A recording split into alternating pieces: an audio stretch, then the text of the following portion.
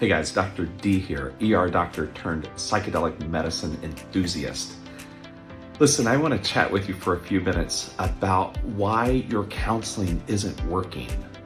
So let's break this down. I think counseling can be great, but it doesn't always help people. Do we agree? Some of you out there have seen therapists for years and you're still stuck. So let's figure out why that is. I've got 3 reasons of why I think that your counseling isn't working. First of all, maybe your counselor is just telling you the things that you want to hear. There are good counselors and then there are mediocre and even bad counselors. Let's face it, just like with anything, right? So if you're seeing a counselor week after week or month after month for years and the needle isn't moving, you need to figure out, is this person telling me things that is growing my perspective in life? Because some counselors are just yes men or yes women. Anything you say, like, yeah, they're kind of cheerleaders. We don't need cheerleaders in life. Life's too hard to be guided by cheerleaders. So take a look and see what information are you getting. Going through the counseling process, is your perspective changing? Are your eyes being open to new ways of looking at things? Because if that's not happening, then maybe you just got in with a counselor who's really not that great at what they do, right? The second reason, though, that I'll tell you that maybe your counseling isn't working is maybe you're not a good counselee, meaning you're not good at being counseled. A lot of times that comes down to just the fact that we aren't being fully transparent with our counselor and telling them the real things that go on in our lives, our real perspectives, right? We're sugarcoating it. We're telling them what we think that they want to hear. I had a patient that I took care of a few years ago who had suffered through some pretty significant childhood sexual trauma, and yet this person had never shared that information with a counselor, had seen a counselor for years, and yet hadn't brought that to the forefront, didn't feel comfortable sharing that information. And I think that is going to make somebody to be stuck.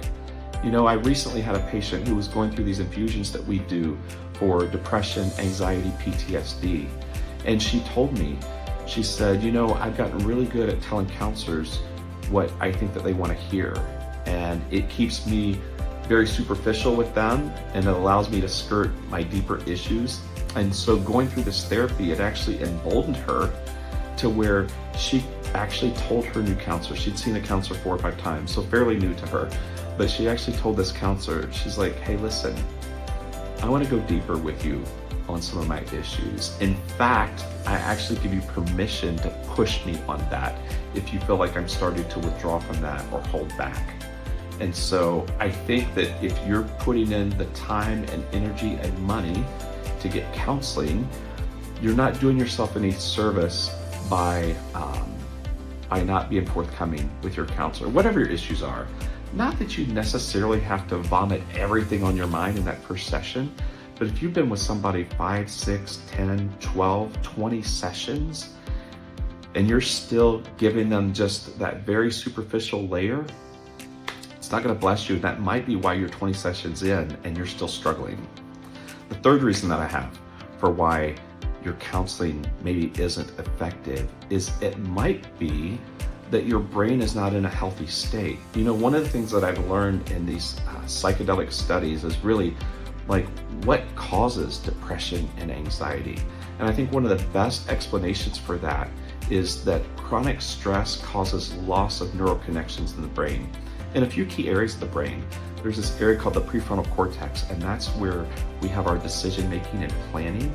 So obviously, if there's not adequate nerve signals going through that area, it's going to impact how we can plan our day or make decisions. It's one of the reasons why when we're in that state of high depression and anxiety, just daily responsibilities feel overwhelming, right? I've had patients tell me that they just wake up with a sense of dread and overwhelm.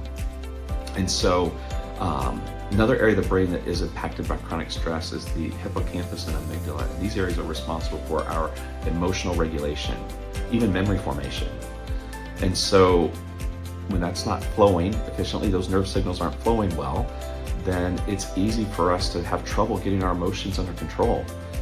And so this medicine that we do, these infusions that we do that treats depression, anxiety, PTSD, what it's doing is it's going upstream to that root cause. It's actually going to those areas of the brain and causing more neural connections to take place. One of the first things that I see people come back and tell me after their first or second infusion is they feel lighter. They feel like they have more resiliency in life. And I think it really comes down to like increasing those neural connections. But see, if you're going through counseling for, 3, 6, 12 months, 2 years, 5 years, and the needle's not moving, maybe the issue isn't your counselor. Maybe the issue isn't even that you're not forthcoming, but maybe that issue is because your brain's just not healthy. Everything changes when our brain gets healthy. In fact, that person that I told you that said that she wanted to go deeper with her counselor, she actually told me that she was willing and able to do that because this treatment that she was getting, it just made her feel like that she could tackle the hard a lot easier. And so it's a combination of everything. It's having a great counselor who can really say hard truths that you need to hear in a way that comes across as loving and compassionate. It's you doing your part, being counseled, that you're willing to bring your authentic self to that. But then the other side of it is just having this healthy brain that's able to process this information and see things differently. So listen, I hope that helps. If you're in counseling, I hope that you found a good counseling. I'm a huge fan of counseling. It's at times radically helped and transformed my life. But at the same time, I know a lot of people just go week after week or month after month and the needle's not really moving. So I wanted to come on here and maybe break down, if you're in that spot, then maybe you need to find a different counselor or just approach it differently, right? Being truthful with your answers and just sharing what's actually going on in your heart and your mind and your life.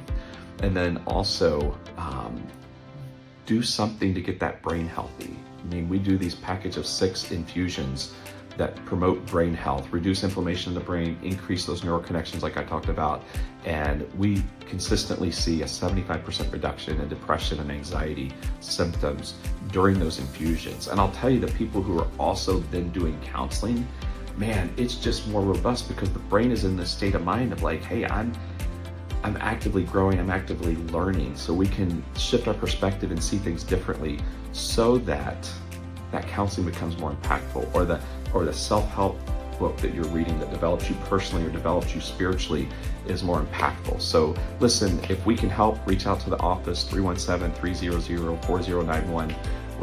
We're here to help you. Love you guys.